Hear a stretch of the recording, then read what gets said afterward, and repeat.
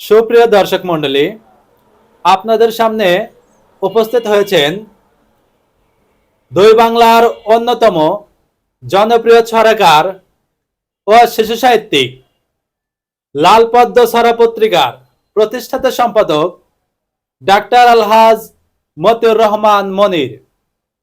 Doctor আলহাজ মতিউর রহমান মনির। বন্ধুগণ, আপনাদের সবাইকে প্রীতি ও শুভেচ্ছা জানিয়ে আমি শুরু করছি আমার ছড়া পাঠ। আমি দুটি ছড়া পাঠ করব। প্রথম ছড়ার শিরোনাম ব্রেন করে টিস টিস।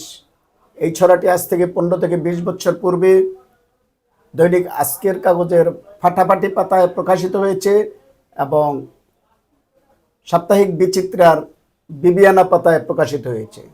ছড়ার শিরোনাম ব্রেন করে টিস টিস। ইস ইস ইস ইস, দ্রব্যমূল্যের ঊর্ধ্বগতি, ব্রেন করে টিস টিস।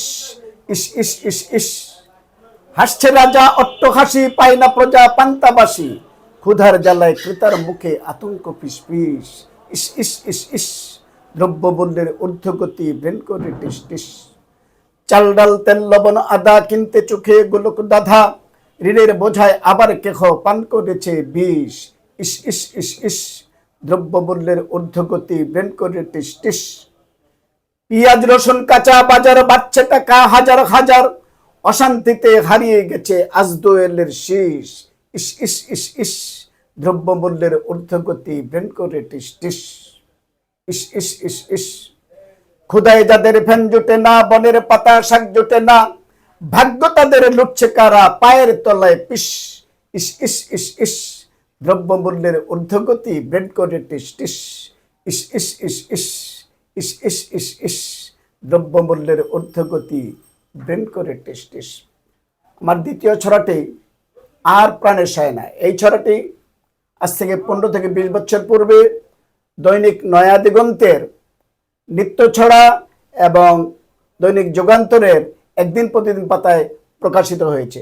ছড়ার শিরোনাম আর প্রাণে সয় না।